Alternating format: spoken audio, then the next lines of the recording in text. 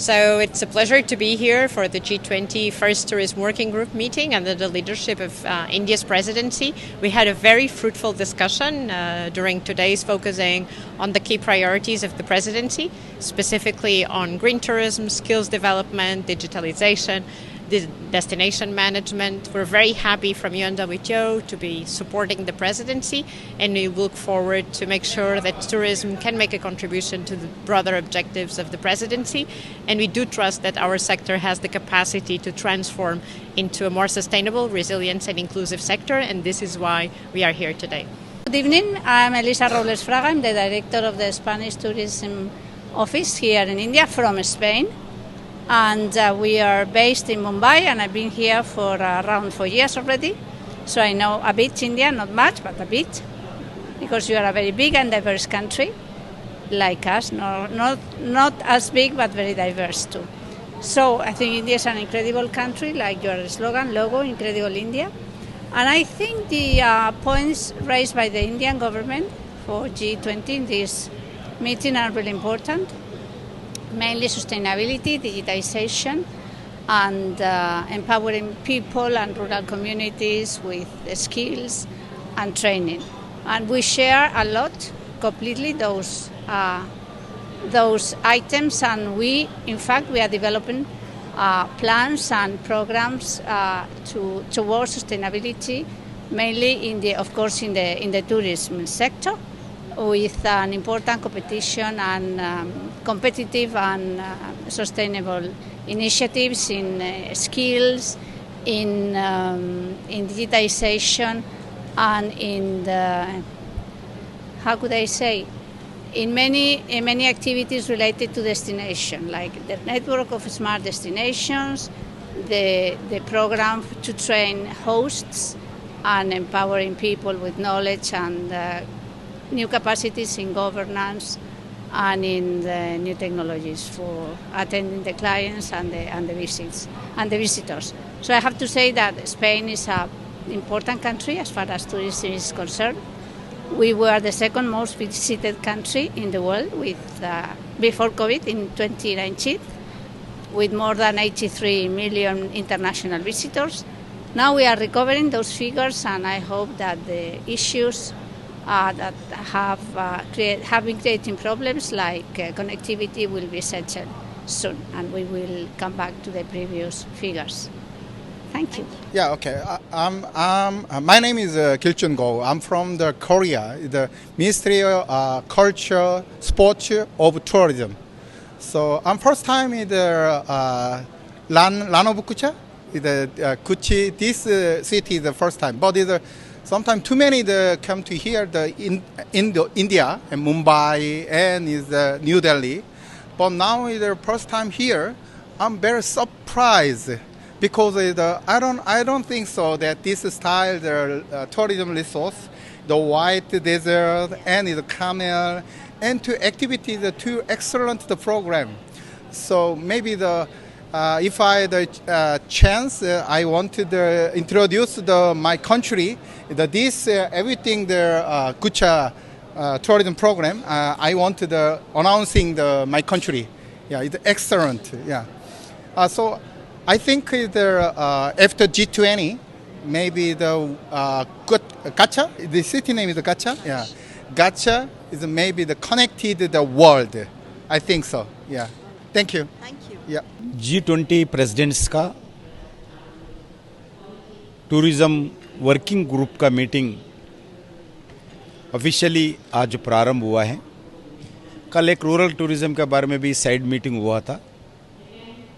Officially आज गुजरात के chief minister Shri Bhupendra bhai ji और गवर्नमेंट ऑफ इंडिया का animal husbandry ministry Shri Rupala ji वो स्वयं थे।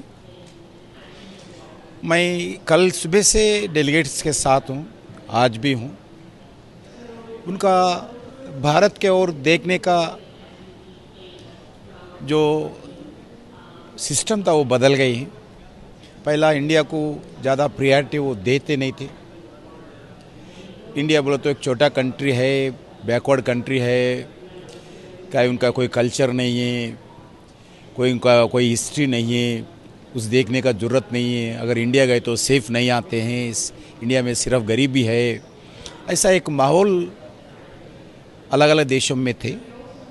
आज मैं गर्व के साथ कह सकता हूँ, सो भी डेवलप्ड कंट्री, हम डेवलपिंग है, अभी डेवलप नहीं हुआ है, फिर भी डेवलपिंग कंट्री की डेवलप्ड कंट्रीज़ के साथ हम आंखों के आंख मिलाकर बात करने का एक विश्वास आज इंडियन में आया है।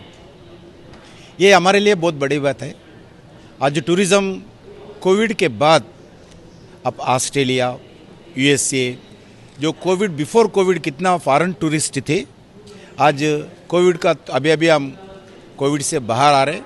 आज Australia, Canada and also the United states, Covid के पहले कितने थे आज उतने ही फॉरेन डेलीगेट्स आ रहे। ऑस्ट्रेलिया तो बढ़ गए, कोविड के पहले जितने डेलीगेट्स ऑस्ट्रेलिया थे, ऑस्ट्रेलिया से इंडिया को आते थे फॉरेन टूरिस्ट, वो नंबर अगर कंपेयर किए तो कोविड पहले से आज भारत का डेलीगेट्स बढ़े हैं।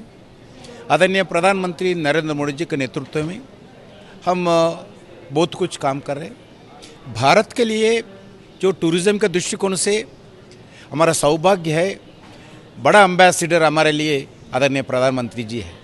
दुनिया में भी कोई मीटिंग में जाते हैं, कोई देश में भी जाते हैं, कभी भी हो, वो टूरिज़्म के बारे में, भारत के बारे में, भारत का विरासत के बारे में, भारत का कल्चर के बारे में, भारत का टूरिज़्म डेस्टिनेशन के बारे में, भारत का टूरिज़्म विजिटिंग करने के लिए रिक्वेस्ट करते हैं। वो फॉरेनर्स को करते हैं, इंडियन डायस्पोरा को भी ऐसी रिक्वेस्ट करते हैं। अभी जर्मनी में सभी जर्मनी में जितने भी NRIs है, सबसे रिक्वेस्ट किए आपका जर्मनी सिटीजन्स को 5 लोगों को भारत भेजने के प्रयास करो, ऐसा सबसे रिक्वेस्ट किया है। ऐसा ही अब जो स्पिरिचुअल टूरिज़्म भारत में जोर पकड़ा है, स्पिरिचुअल टूरिज़्म आप वाराणसी हो, अयोध्या हो और उज्जैनी हो, श्रीशैलम हो, हम्पी हो, हर जगह आज स्पिरिचुअल टूरिज़्म का बहुत बड़ा foreigners, not only Indian diaspora, foreigners भी देखने के लिए आ रहे। अपना कल्चर का बहुत ग्रेटनेस है।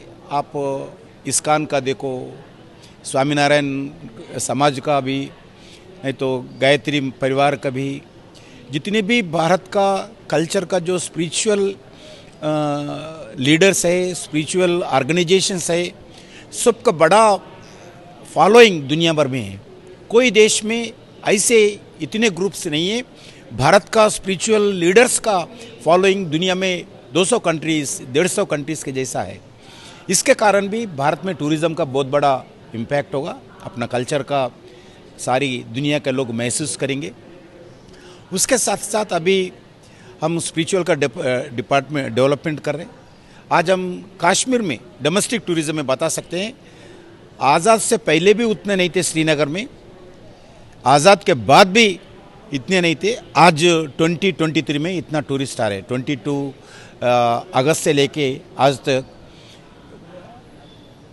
लगभग बहुत कंपेयर किए तो कोरोना बिफोर नहीं है, आज़ाद के पहले से भी इतना नहीं थे, उतना टूरिस्ट आज जम्मू कश्मीर में है। ये हमारे लिए बहुत सौभाग्य की बात है।